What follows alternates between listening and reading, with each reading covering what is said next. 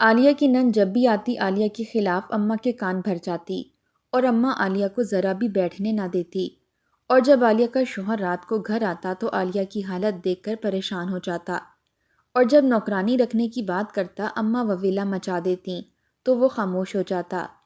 ایک دن عالیہ کی طبیعت بہت خراب تھی اور شوہر اسے دوائی دے کر کام پر چلا گیا اور عالیہ کی آنکھ لگ گئی، اور ساس نے اٹھ کر بیٹی کو فون کر دیا اور کہا کہ مجھے ابھی تک کسی نے ناشتہ تک نہیں دیا۔ تو عالیہ کی نند غصے میں بھاگتی ہوئی آئی اور ڈنڈوں سے عالیہ پر تشدد کرنے لگی کہ اچانک عالیہ کا شوہر اوپر سے آ گیا، اور فاخرہ کو تو نہ جانے کون سی دشمنی تھی عالیہ سے، جب بھی گھر آتی کوئی نہ کوئی فساد کھڑا کر کے عالیہ اور اس کے شوہر کے درمیان پھوٹ ہی ڈالتی رہتی۔ آج بھی وہ اپنے بھائی کے گھر آئی تھی، تینوں بچوں سمیت جیسے ہی گھر میں داخل ہوئی تو فاخرہ کے تینوں بچے بھاگتے بھاگتے جا کر اپنی ممانی سے لپٹ گئے۔ عالیہ جو اس وقت برتن دھو رہی تھی سب بچوں کو اپنے ساتھ لپٹا دیکھ کر فوراً ہاتھ دھو کر انہیں پیار کرنے لگی۔ کوئی بچہ کہنے لگا کہ ممانی آج آپ میرے لیے سیخ کباب بنانا، تو وہیں دوسرا بچہ کہنے لگا ممانی میرے لیے آپ اپنے ہاتھوں سے کیک بنانا، آپ کے ہاتھ کے کیک بڑے ہی مزیدار ہوتے ہیں۔ وہیں تیسرے بچے نے بھی فرمائش کر دی کہ ممانی آپ مٹر پلاؤ بہت ہی مزے کا بناتی ہیں، میں تو آج مٹر پلاؤ ہی کھاؤں گا، صبح میں نے ناشتہ بھی نہیں کیا، آپ فٹافٹ میرے لیے یہ بنا دیں۔ تینوں بچوں کی فرمائشیں سن کر تو عالیہ کا چہرہ اتر گیا تھا۔ یہ کوئی پہلی مرتبہ نہ تھا بلکہ ہر دوسرے دن کا یہی ڈرامہ تھا۔ فاخرہ جو کہ عالیہ کی اکلوتی نند تھی اور یہی محلے میں ہی 2 گلیاں چھوڑ کر رہتی تھی، جب بھی دل کرتا بچوں سمیت یہاں چلی آتی، اور پھر دوپہر اور رات کے کھانے میں جب تک 4-5 ڈشز بنوا نہ لیتی اسے تو کھانا کھانا ہی نہ لگتا۔ عالیہ نے جلدی سے برتن دھوئے اور باہر آ کر اپنی نند سے ملنے لگی۔ فاخرہ نے جب 10 منٹ بعد اپنی بھابھی کو کچن سے نکلتے دیکھا تو فوراً ناک منہ چڑھا کر کہنے لگی، دیکھ لی اماں، میں تو جیسے اس گھر پر بھاری پڑنے لگی ہوں، کب سے آئی بیٹھی ہوں اور یہ مہارانی اب نکل کر مجھ سے مل رہی ہیں۔ تبھی تو کہتی تھی اپنے خاندان کی اپنی برادری کی لڑکی میرے بھائی کے لیے بیاہ کر لاؤ، غیروں سے لاؤ گی تو یہی انجانا پن دکھائے گی۔ ارے یہ تو تم ہو جو میرا میکا آباد ہے، جس دن خدا نخواستہ تمہیں کچھ ہو گیا میرا تو میکا بھی اسی دن ختم ہو جائے گا، تمہارے جنازے کے ساتھ ہی میں اس گھر سے بھی نکل جاؤں گی۔ ماں جو جیتی جاگتی ہاتھ میں تسبیح پکڑے گھٹنوں پر ہاتھ رکھ کر بیٹھی فاخرہ کی باتیں سنتے ہوئے گھور گھور کر عالیہ کو دیکھ رہی تھی۔ جب اپنی بیٹی کے منہ سے یہ موت کی منظر کشی اور پھر جنازے کا منظر سوچا تو ہڑبڑا کر رہ گئی، فوراً سینے پر ہاتھ رکھ کر کہنے لگی، استغفر اللہ، مجھے کیا بولتی چلی جا رہی ہے تو؟ تیرے جیسی اولاد کی بھی آفرین ہے، لوگ اپنے ماں باپ کو دعا دیتے ہیں اور تو یہیں بیٹھے بیٹھے میرا جنازہ بھی پڑھوا چکی ہے۔ یہ سن کر فاخرہ فوراً بات بدل کر بولی کہ اماں جو بات میں نے کی ہے تم اس پر غور کرو۔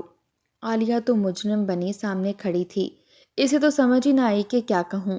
جب ساس اسے ڈانٹنے لگی کہنے لگی کہ آئندہ کے بعد جب فاخرہ آئے تو سارے کام چھوڑ کر تم سب سے پہلے آ کر فاخرہ سے ملنا، اسے ٹھنڈے گرم کا پوچھنا ہے، سمجھی؟ یہ سن کر عالیہ نے خاموشی سے ہاں میں سر ہلایا اور اپنے کمرے میں چلی گئی۔ وہ تو اپنا سر پکڑ کر بیٹھ چکی تھی، آج صبح سے ہی اس کی طبیعت کافی خراب تھی، بار بار چکر آ رہے تھے، اس نے تو ٹھیک سے ناشتہ بھی نہیں کیا تھا۔ اس کی حالت کو دیکھتے ہوئے اس کا شوہر اسے کہہ کر گیا تھا کہ آج وہ کوئی کام نہ کرے بلکہ صرف اور صرف آرام کرے۔ عالیہ اور شہزاد کی پسند کی شادی تھی، دونوں ہی ایک ساتھ یونیورسٹی میں پڑھتے تھے۔ عالیہ کا مزاج آج کل کی تیز ترار عورتوں کی طرح ہرگز نہیں تھا، بلکہ وہ بڑی معصوم اور سادگی پسند لڑکی تھی۔ وہیں فاخرہ چاہتی تھی کہ اس کی نند کی شادی اس کے بھائی سے ہو جائے تاکہ اس کے قدم بھی اپنے سسرال میں جمے رہیں، کوئی اسے کوئی بات نہ کر سکے، مگر شہزاد کسی طور نہ مانا۔ اس نے تو یہی کہا تھا کہ وہ اپنی پسند سے ہی شادی کرے گا، اگر کسی نے زبردستی کرنے کی کوشش کی تو ان کو چھوڑ کر چلا جائے گا۔ مجبوراً ماں نے اس کی شادی اس کی پسند کی لڑکی سے کرا دی۔ وہ تو سمجھ رہی تھی کہ بڑی ہی ماڈرن اور تیز ترار لڑکی ہوگی، مگر عالیہ کی سادگی اور اس کا مزاج دیکھ کر تو وہ بہت خوش ہوئی تھی۔ وہ آج کل کی لڑکیوں کی طرح بالکل نہیں تھی، گھرداری جانتی تھی اور اچھے برے کی تمیز بھی تھی، بڑوں کا احترام بھی خوب کرتی تھی، مگر یہ بات فاخرہ کو ہضم نہیں ہو رہی تھی۔ وہ جان بوجھ کر جب بھی میکے آتی تو اپنی ماں کو اس کے خلاف بھڑکاتی رہتی۔ عالیہ اپنا سر پکڑے کمرے میں بیٹھی تھی کہ تبھی ساس کا فرمان جاری ہو گیا کہ 11 بج چکے ہیں، آخر تم کب کھانے کی تیاری شروع کرو گی؟ بچے بیچارے بھوک سے بلک رہے ہیں، مجھے 2 سے پہلے پہلے سارا کھانا تیار چاہیے۔ ساس کا حکم نامہ سننا تھا کہ ایک مرتبہ پھر سر درد کی دوا لے کر عالیہ اٹھی اور کھانا تیار کرنے لگی۔ سب کی پسند کا کھانا تیار کیا، سب کو کھلایا۔ جب خود کھانے کی باری آئی تو کھانا ہی ختم ہو چکا تھا۔ بھوک تو مٹانی تھی، اس لیے اس نے فریج میں کل رات کی پڑی ہوئی باسی دال نکالی اور اسی کے ساتھ روٹی کھا لی۔ طبیعت اس کی وقت کے ساتھ ساتھ مزید بگڑنے لگی، مگر جیسے ہی 2 منٹ کے لیے وہ اپنے کمرے میں آ کر لیٹنے لگی تو ایک مرتبہ پھر اس کے دروازے پر دستک ہو چکی تھی۔ فاخرہ کا بڑا بیٹا دروازے پر کھڑا کہنے لگا کہ آپ کو نانی امی بلا رہی ہیں، جلدی چلیے۔ یہ سن کر عالیہ کا ایک بار پھر منہ بگڑا تھا۔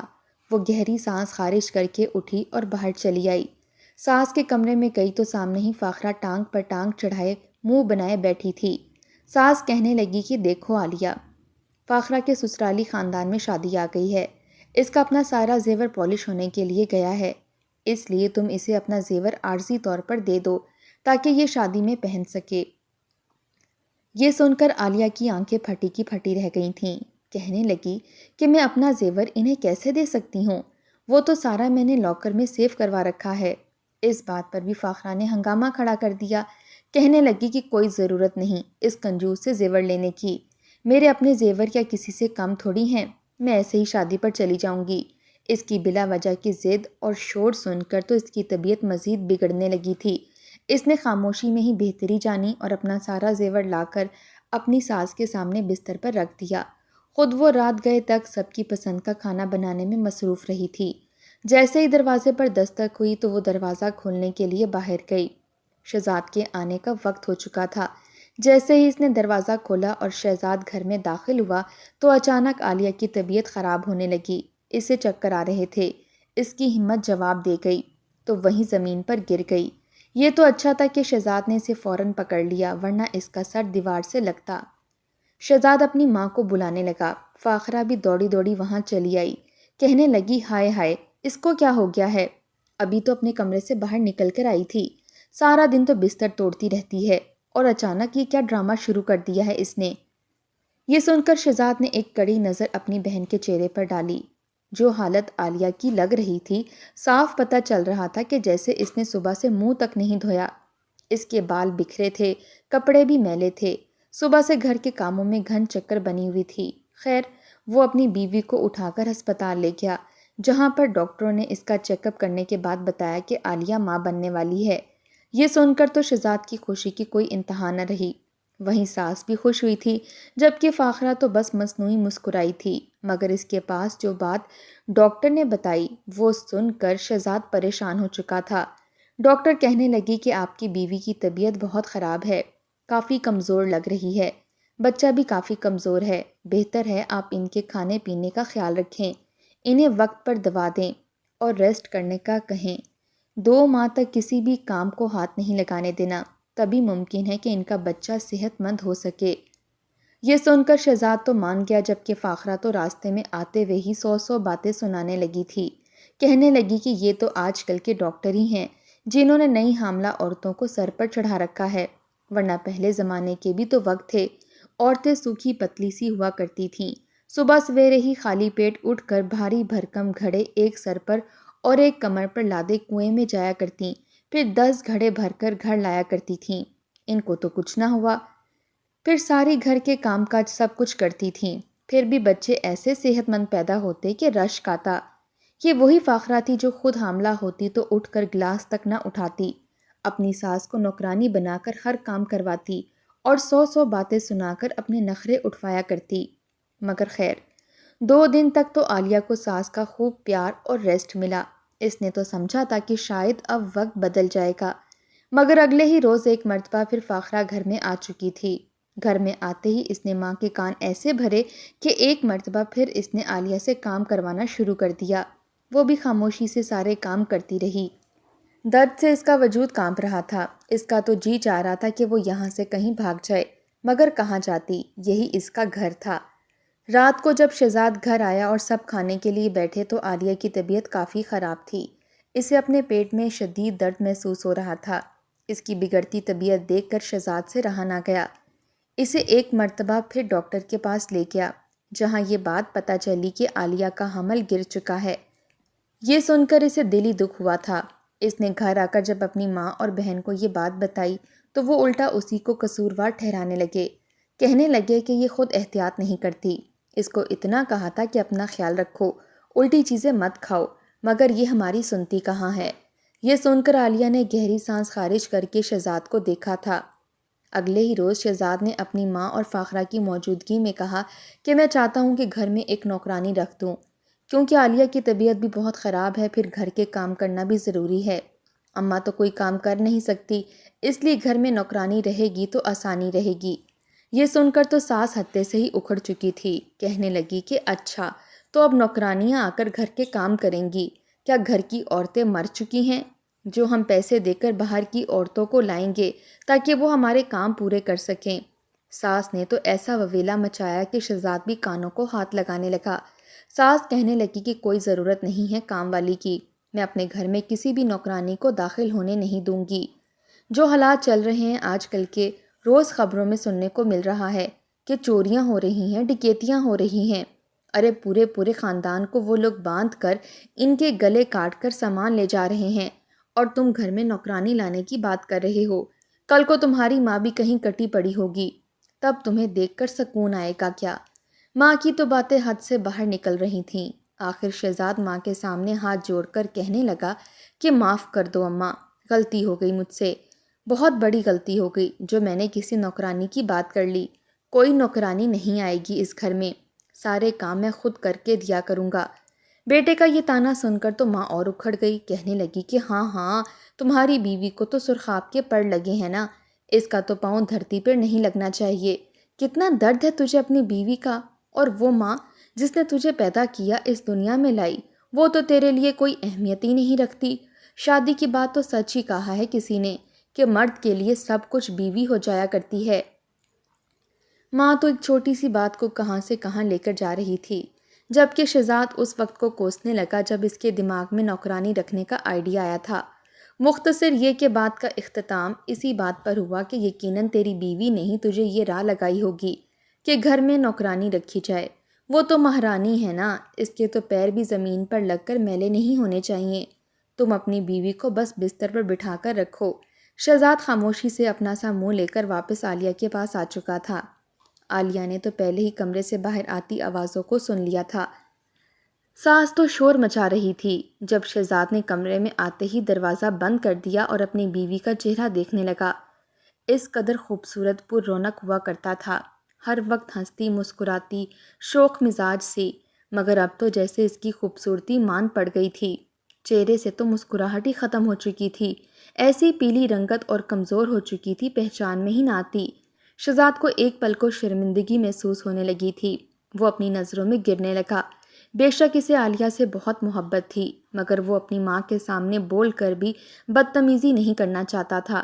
یہ بھی جانتا تھا کہ سارے فساد کی جڑ اس کی بہن ہے، مگر وہ کیسے بہن کا داخلہ اس گھر سے رکواتا، ورنہ ایک مرتبہ پھر بات عالیہ پر ہی آتی کہ اس نے بھڑکایا ہوگا۔ ایک مرتبہ پھر فاخرہ میکے آ چکی تھی۔ ماں نے بیٹی کو دیکھا تو رونے لگی، رو رو کر بتانے لگی کہ شہزاد نے نوکرانی رکھنے کی فرمائش کی ہے۔ یہ سن کر تو فاخرہ کئی طنز کے تیر بیچاری عالیہ پر چلانے لگی۔ حمل گر جانے کے بعد اس کی طبیعت کافی حد تک خراب تھی، ڈاکٹر نے مکمل ریسٹ کہا تھا اور کچھ دوائیاں دی تھیں، یہی کہا تھا کہ اپنی صحت کا خیال رکھے اور دوائیاں باقاعدہ لے، ورنہ یہ نہ ہو کہ آپ کی یہ بیماری آپ کی عمر کے ساتھ ساتھ بڑھتی چلی جائے اور آپ کبھی صحت مند بچہ پیدا ہی نہ کر پائیں۔ مگر یہ بات ساس کے دماغ میں کون ڈالتا؟ جب بھی عالیہ نظر آتی وہ ایک ہی بات کرتی کہ کاش میں اپنی نند کو بیاہ کر یہاں لے آتی، کتنی سگڑ اور نیک لڑکی ہے، اس جیسی تو ہمیں پوری دنیا میں کہیں نہ ملتی، ایسا گھر میں سکون ہوتا کہ جس کا کوئی حساب نہیں تھا۔ جب بھی آتی اپنی اس نند کے ہی گن گایا کرتی تھی جس کی اب منگنی کہیں اور ہو چکی تھی، مگر چند ہی ہفتوں بعد یہ خبر سننے کو ملی کہ فاخرہ کی وہ نند جس کے وہ گن گائے نہیں تھکتی تھی، وہ اپنے نکاح سے ایک دن پہلے گھر سے بھاگ چکی ہے، اور بھاگنے سے پہلے یہ خط چھوڑ کر گئی ہے کہ میں کسی اور کو پسند کرتی ہوں اور اب اسی کے ساتھ اپنی زندگی گزاروں گی۔ مجھے ڈھونڈنے کی کوئی کوشش نہ کرے۔ پورے خاندان میں سب کا سر جھک چکا تھا۔ خاندان والوں نے تو اس بات پر پردہ ہی ڈال کر رکھنا تھا، مگر فاخرہ کے پیٹ میں کہاں یہ بات ٹکنی تھی۔ اس نے سیدھا یہ بات آ کر اپنے میکے میں اپنی ماں کو بتائی۔ ماں نے سنا تو 2-4 اور لوگوں کو بتایا اور یوں یہ بات ہر سو پھیلنے لگی۔ جب لوگ فاخرہ کے سسرال والوں سے فون کر کر کے اس کی نند کی خبریں لینے لگے تو فاخرہ کا شوہر بپھر چکا تھا۔ کہنے لگا کہ یقیناً یہ تمہارے ہی کرتوت ہیں جو تم نے میری بہن کے بھاگ جانے کی خبر پورے خاندان میں پھیلا دی ہے۔ فاخرہ نے تو نفی میں سر ہلایا، کہنے لگی کہ بھلا میں ایسا کیوں کروں گی؟ آپ کی عزت تو میری عزت ہے، مگر اس کے شوہر نے اسے پہلی مرتبہ بہت مارا تھا اور مار کر پھر گھر سے نکال دیا۔ وہ روتی دھوتی اپنے میکے پہنچی اور کہنے لگی کہ دیکھ لیا اماں، تیری اس بہو نے کیسے کالی نظر لگائی ہے مجھے۔ آج تک میرا شوہر جس نے کبھی میرے سامنے سر نہیں اٹھایا تھا، آج اس نے مجھ پر ہاتھ اٹھایا ہے۔ یعنی فاخرہ نے اپنے شوہر کی پٹائی کا الزام بھی عالیہ پر ہی ڈالا تھا۔ وہ بیچاری تو اپنی حالت سے پریشان تھی، وہ کسی کو کیا کچھ کہتی۔ شام کو شہزاد گھر آیا تو فاخرہ کا شوہر بھی ان کے ہاں چلا آیا اور پھر تو خوب ہنگامہ ہوا۔ وہ کہنے لگا کہ تمہاری بہن نے میری عزت کہیں کی نہیں چھوڑی۔ تو شہزاد بھی ہتے سے اکھڑ گیا، کہنے لگا کہ یہ بات کوئی چھپنے والی تو تھی نہیں، میری بہن نہ کرتی تو کوئی اور کر لیتا، ایسی باتیں بھلا کہاں چھپتی ہیں، جنگل میں آگ کی طرح سے پھیلتی ہیں، اور تم اتنی سی بات پر میری بہن کو مار کر گھر سے نکال رہے ہو۔ اگر اتنی پابندیاں اور نظر اپنی بہن پر رکھی ہوتی تو آج یوں تمہاری عزت بھرے بازار میں نیلام نہ ہو رہی ہوتی۔ پہلے اپنی تربیت پر تو غور کرو۔ یہ سن کر تو اس کا شوہر منہ چھپانے لگا تھا۔ بہرحال اس رات فاخرہ کو اپنے شوہر کے ساتھ رخصت کر دیا گیا۔ دوبارہ اس نے کبھی بھی اپنی اس نند کا ذکر کر کے عالیہ کو نیچا دکھانے کی کوشش نہیں کی تھی۔ گھر کے کام کاج کرنے کی وجہ سے عالیہ کی طبیعت کافی حد تک خراب ہو چکی تھی۔ وہ پوری رات بخار میں مبتلا رہی۔ صبح شہزاد اٹھا تو اپنی بیوی کی طبیعت خراب دیکھ کر پریشان ہو گیا۔ اسی پل عالیہ بھی اٹھ چکی تھی، مگر اس نے فوراً اسے لٹا دیا اور کہنے لگا کہ تم لیٹی رہو، آج کوئی کام کرنے کی بالکل ضرورت نہیں ہے۔ کوئی بھی کچھ کہے تو مجھے فون کرنا، میں خود آ جاؤں گا اور اس سے نپٹ لوں گا۔ اس نے اپنی بیوی کے لیے اپنے ہاتھوں سے ناشتہ بنایا اور ناشتہ کروا کر دوا دینے کے بعد کام پر چلا گیا۔ ساس اس روز تھوڑی دیر سے اٹھی، 10 بج چکے تھے اور ابھی تک اس نے ناشتہ نہیں کیا تھا۔ کتنی بار عالیہ کو آوازیں دیتی رہی کہ مجھے آ کر ناشتہ بنا کر دو، مگر وہ تو دوائی کھا کر سکون کی نیند سو رہی تھی۔ جب ساس نے دیکھا کہ بہو نہیں سن رہی تو ایک مرتبہ پھر اس نے اپنی بیٹی کو کال کر دی۔ فاخرہ نے فون اٹھایا تو ماں کہنے لگی کہ بہو نے ابھی تک مجھے ناشتہ ہی نہیں بنا کر دیا، کمرے میں ہی بند پڑی ہے، میرا تو بلڈ پریشر لو ہوئے جا رہا ہے، میں کیا کروں؟ ماں کی یہ بات سنی تو فاخرہ کو تو ایک اور موقع مل گیا تھا۔ وہ اپنے شوہر اور بچوں کو یوں ہی چھوڑ کر اپنی ماں کے گھر کی جانب آنے لگی۔ بچے تو پہلے ہی ناشتے کے لیے شور مچا رہے تھے، شوہر الگ دفتر کے لیے دیر ہو رہا تھا، مگر اسے تو اپنے بھائی کے گھر میں فساد ڈالنے سے ہی فرصت نہ تھی۔ تیز تیز قدم اٹھاتی میکے پہنچی اور ماں سے کہنے لگی کہ کہاں ہے وہ بغیرت عورت، آج اس کی ساری اکڑ میں نکالتی ہوں۔ اگلے ہی پل اس نے صحن میں رکھا ہوا ڈنڈا اٹھایا اور دروازہ کھول کر کمرے میں داخل ہو گئی۔ سامنے عالیہ بستر پر لیٹی تھی، اس نے ڈنڈے سے اس کو مارنا شروع کر دیا۔ درد محسوس کر کے عالیہ چلاتے ہوئے مارے خوف کے اٹھ گئی۔ اسے تو سمجھ نہیں آ رہی تھی کہ اس کے ساتھ ہو کیا رہا ہے۔ وہ چلاتے ہوئے شہزاد کو آوازیں دینے لگی، جبکہ اسے مار کر وہ کہنے لگی، تیری اتنی ہمت جو تو میری ماں کو ناشتہ نہ بنا کر دے، آج تو میں تیری ساری نیند اڑاتی ہوں، بہت سر چڑھا لیا ہے تجھے۔ تبھی شہزاد گھر میں داخل ہوا۔ شہزاد نے عالیہ کی چیخوں کی آواز سنی تو فوراً دوڑتا ہوا کمرے میں آیا تھا۔ سامنے کا منظر دیکھ کر اس کے اوسان خطا ہو چکے تھے۔ فوراً اس نے اپنی بہن کو پیچھے دھکیلا اور ایک زناٹے دار تھپڑ فاخرہ کے منہ پر دے مارا۔ وہ سکتے کی کیفیت میں بھائی کا چہرہ دیکھنے لگی تھی۔ عالیہ فرش پر گری اپنے جسم کو بچاتی پھوٹ پھوٹ کر رو رہی تھی۔ شہزاد کو دیکھ کر فوراً اس سے لپٹ کر رونے لگی اور بتانے لگی کہ وہ سو رہی تھی اور فاخرہ آ کر اسے مارنے لگی ہے۔ وہ اسے خود سے لگائے فوراً سے بولا کہ کیا مسئلہ ہے تمہارا؟ کیا بگاڑا ہے میری بیوی نے تم لوگوں کا؟ یہ کیا جاہلانہ حرکت تھی؟ کیوں مار رہی ہو اسے؟ یہ سن کر فاخرہ بھی ہڑبڑا گئی، کہنے لگی اس نے اماں کو ناشتہ بنا کر نہیں دیا، اس لیے مجھے غصہ آ گیا۔ یہ سن کر تو شہزاد اور بھڑک چکا تھا، کہنے لگا کہ تمہارے ہاتھ ٹوٹے ہوئے تھے، کیا تم اپنے سسرال سے ناشتہ بنا کر نہیں لا سکتی تھی؟